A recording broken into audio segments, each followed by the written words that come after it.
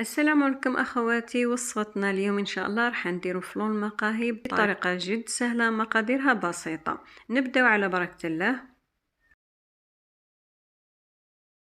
في لا ريسيبيون نديرو حبه تاع بيض نجبدوها من قبل، نضيفوا لها 4 كاس تاع سكر عادي، نضربوا البيض مع السكر مليح حتى يذوب لنا داك السكر، يعني تجانسوا المقادير مع بعض. وبنفس الكاس نزيدو 4 كاس تاع زيت، نزيد نضرب مليح مليح الزيت مع السكر والبيضة اللي درناهم في البداية حتى نشوفوا المقادير تجانسوا مليح.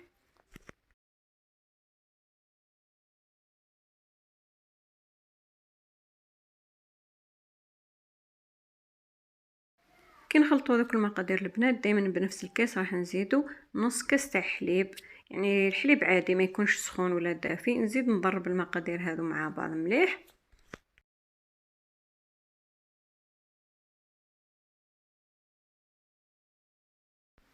بعد ما ضربنا البنات المقادير راح نضيف تقريبا مغرفه صغيره تاع لافاني السائل.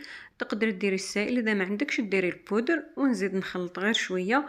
وهنا نرجعوا للنواشف دائما بنفس الكاس البنات راح نديرو كاس تاع فرينه ومغرفه كبيره تاع كاكاو بني. من الاحسن ديروا بني يعني احسن من الاسود. بعد ما خلطت الفرينه والكاكاو خليت تقريبا مغرفه كبيره تاع فرينه، راح نزيد نضيف لها مغرفه صغيره ما تكونش مليانه بزاف تاع خميره الحلوى. نخلطها شوي ونضيفها للمقادير الاولى.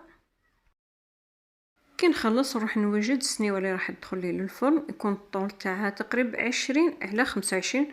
ندهنها بشويه تاع زيت ونفرغ هذاك الخليط وندخلها للفرن طيب لي من التحت، ونزيدها غير شويه من الفوق ونجبدها. درك البنات بعد ما نطيب نروحو نوجدو كريم باتيسير نديروها مع بعض ان شاء الله. هنا كما راكم تشوفوا هنا عندي لتر تاع حليب، نص لتر هو حليب ونص ماء. اللي حابه ديروا مشروع البنات ديروا نص ماء ونص حليب، واللي حابه ديروا عادي في دار تقدري ديري بالماء ولا بالحليب.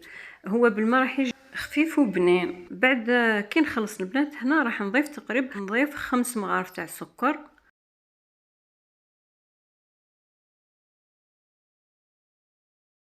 ونزيد لهم 4 مغارف تاع نشا يكونوا بومبي. نخلط هذوك المقادير مليح ونزيد نضيف لهم لافاني، تقدروا ديروا السائله ولا ديروا البودر.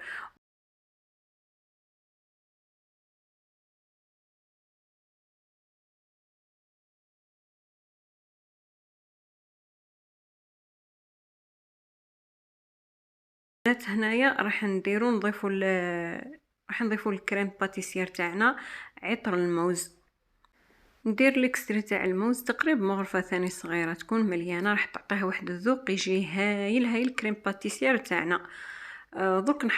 درك نحط هذه المقادير فوق النار ونبقى نخلط بالفوي، ما نهزش يدي باش ما يكونوش حبيبات. هنا البنات الفلون تاعنا راه واجد، ولا كريم باتيسير تاعنا راهي واجده. راكم تشوفوا القوام تاعها كيفاش يكون ما تكونش ثقيله بزاف لانه من بعد راح تبرد وراح تماسك. هكاك سخونه نفرغها فوق الكيك تاعنا ولا البسكويت اللي حضرنا مع بعض.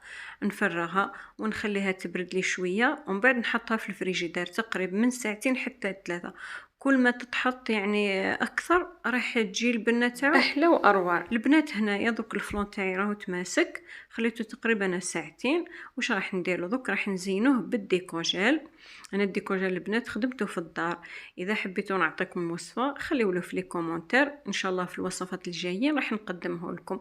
واللي ما عندهاش ولا باش تخدموه في الدار تقدر تشريه من برا، يعني المبلغ تاعو مش غالي بزاف. دوك راح نزين الفلون تاعي.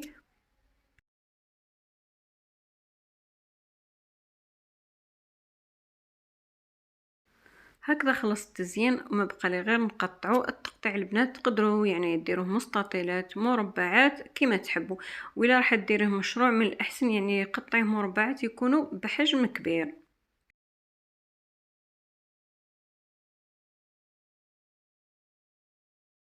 الفلو تاعي نقدر نحيه بكل سهوله البنات، وكما قلت لكم كل ما تخليوه في الفريجيدير مده اطول راح يتماسك ويجي سهل في التقطيع، واكيد حتى البنه تاعو راح تجي بنينه اكثر.